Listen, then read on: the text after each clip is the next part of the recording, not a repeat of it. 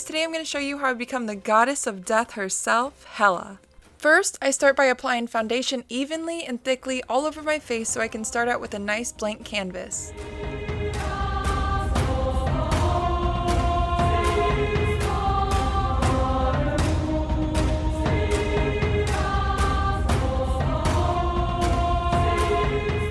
Now that my face is gone, I'm going to brush on some bareminerals powder foundation over it, then begin to contour. I contour with this super cheap e.l.f. eyeshadow in a deep beige color. I start by contouring above the outside of my nostrils and brushing a soft line under the apples of my cheeks and then up to the edge of my hairline. It's okay if the line's a little bold and obvious, you can blend that out later. Not to mention, for this makeup look, the more dramatic, the better. I also want to define and sharpen my jawline, so I take the dark beige eyeshadow and brush it along my jawline to make it look more sharp and angular instead of soft and oval. I also try to square off the edges a bit. Then I finish contouring my other cheekbone. I drag the contour down under the apples of my cheeks next to the sides of my mouth.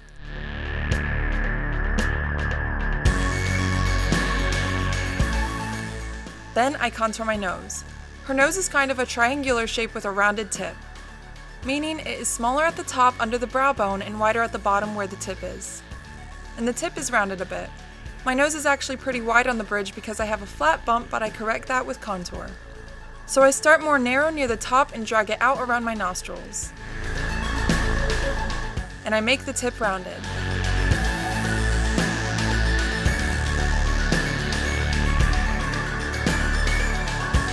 I also contour my temples a bit. Then with this light powder from my Sedona Lace palette, I begin highlighting features to make them more defined. I start with my nose and basically fill in where the light would hit it if my bone structure looked like Hela's. It also makes features more prominent and brought forward, just like when you use contour to darken them to create the illusion of shadows and features being deep set. I highlight my nose, my cheekbones, around my mouth,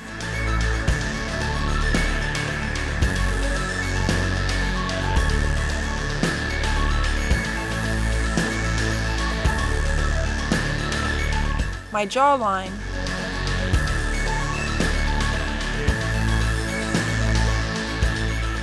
and my brow bone.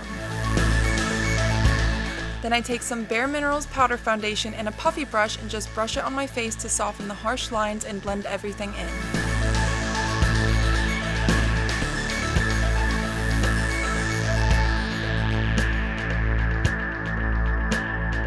I also go in with a smaller brush and a light powder to enhance some of the features.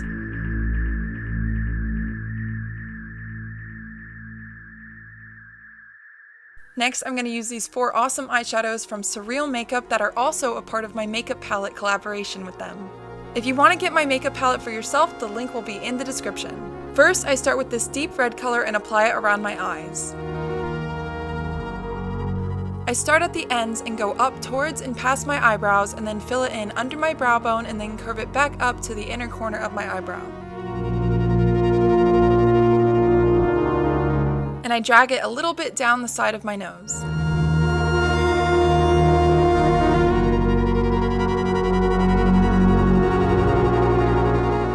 I also add some under the eye as well, and drag it out past my eye.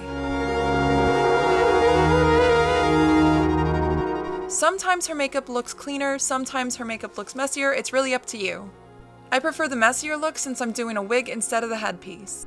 And the good thing about this makeup is you have plenty of room for error since the look is so dramatic. I'm very generous with the amount of makeup I put around the eyes. I apply it all around my eyes except for the inner corners. Then I do the same on the other eye.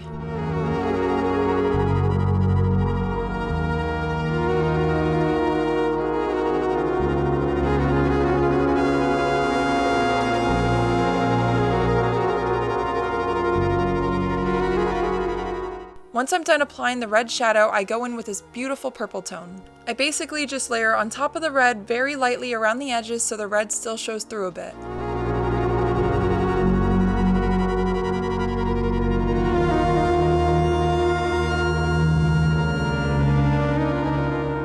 Then I go in with this matte black color and I brush it over my eyelid very generously.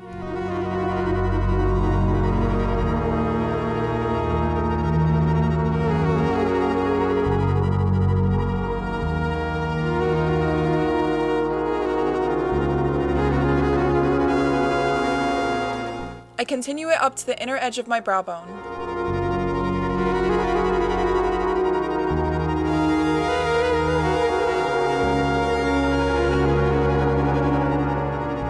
And I also drag it out and up on the outer edge of my eye. And drag it down my nose a bit as well.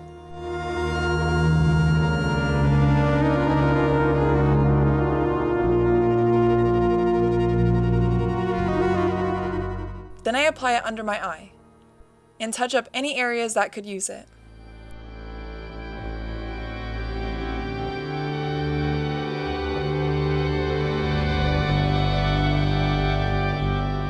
Then I use this white eyeshadow that is also from my palette along with all the other colors you just saw. I apply it on the inner corners of my eye, following along the line down my nose, and also around my tear duct, and apply it generously to my brow bone right under my eyebrow. Also, since it's so bold, I applied it to the tip of my nose to make it more defined, and above my lips as well. Then with this dark brown eyebrow gel suggested to me by my friend Delaney, I draw on my eyebrows. They start pretty wide and continue from the line along my nose, and they're pretty straight with a slight arch, and get narrow towards the end. They end where they meet the eyeshadow. I do this on both eyes.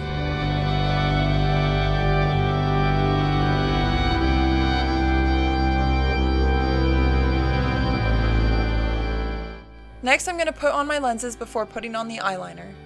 I got these lenses from Uniqso. I will add a link to them in the description. They are super dramatic while also looking pretty natural and show up perfectly on dark eyes like mine. Then I use this waterproof black eyeliner and fill in my lower lash line. The reason I use waterproof on my lower lash line is so it doesn't smudge or run when it gets wet.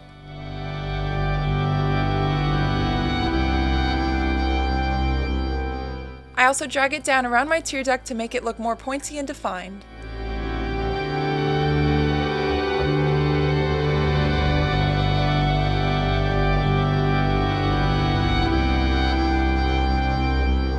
Then I use a regular black liquid liner for my upper lash line.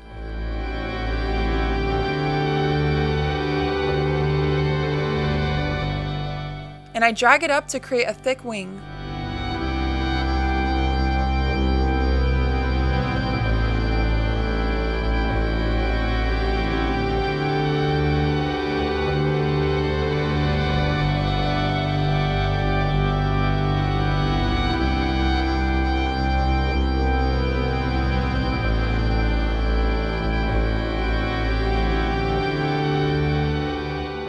Then I curl my lashes and apply a generous amount of mascara.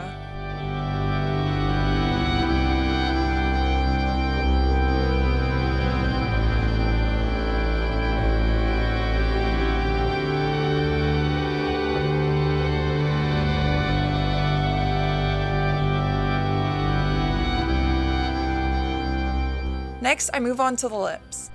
I start with a lip liner that matches my lip color and overdraw my upper lip. Her mouth is wide, so I go all the way to the end slightly past my mouth. And I don't define the cupid's bow too much. Drawing it past my mouth also makes the edges look like they curve downward instead of upward like they do naturally for me.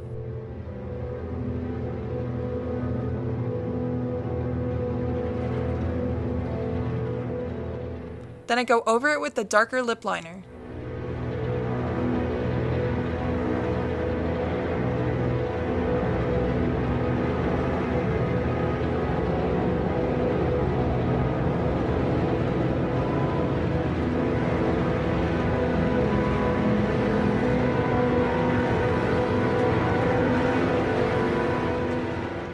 Then I pat on some of my bareminerals foundation and dull the pink color a bit.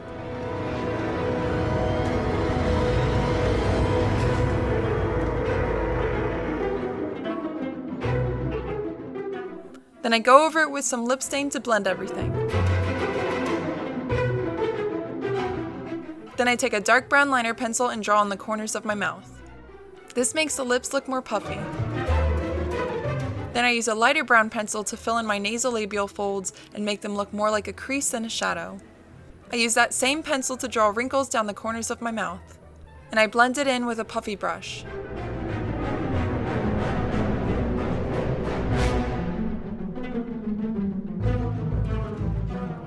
Now it's time to put on the wig. I take my hair down and separate it in the middle, and I wrap it around my head in opposite directions and pin it in place. Then I put on 2 wig caps to compress the hair. I also use my fingers to shift the hair to the bottom back of my head so it doesn't look too bulky under the wig. Let me slip into something more comfortable.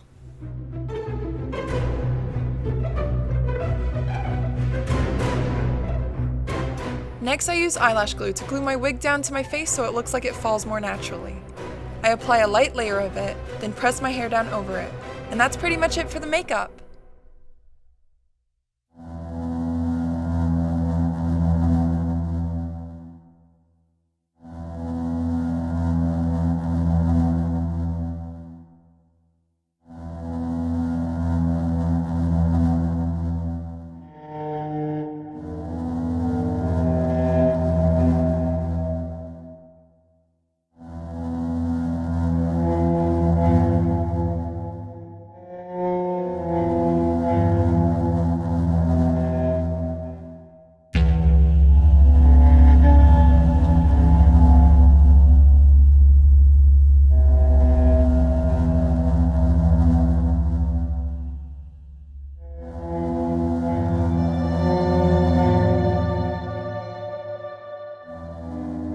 Now I'm going to show you how I took this store-bought costume from CosplaySky and fixed it up.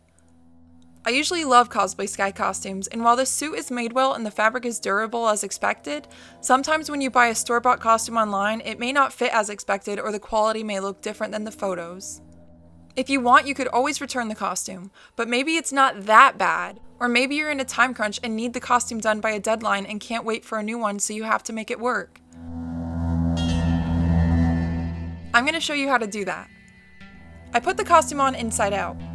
And first I'm going to start by cutting it open around the crotch area since that part was super low and baggy on me. Then I'm going to use chalk to trace on the waist so it outlines my actual waist.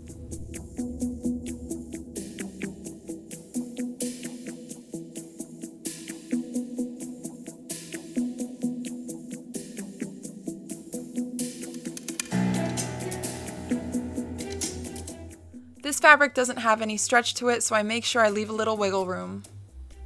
As you can see, it needs to be taken in quite a bit.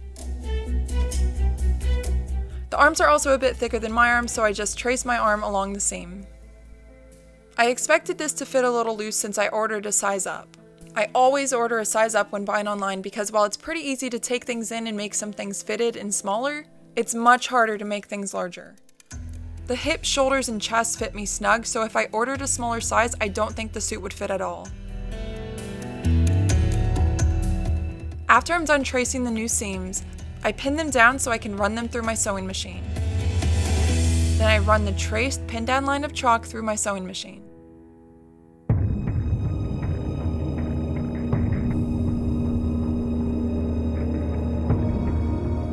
And I cut off all the excess fabric outside of my newly sewn seams.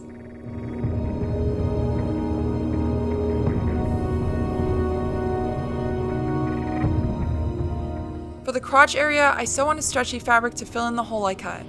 Then I put it on inside out and pin it to my shape and sew a new seam.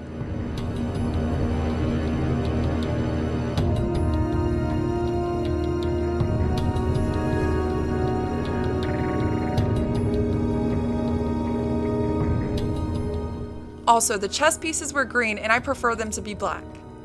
So I trace on the green outline and fill in the rest of it with black paint.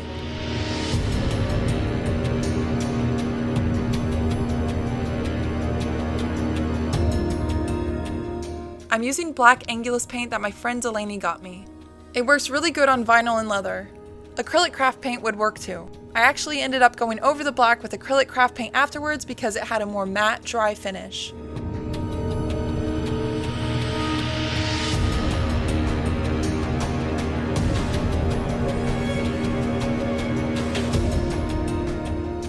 When I'm done filling in the black on the chest, I go over all the green lines with a more vivid metallic lighter green color. It really does help make them more noticeable and defined.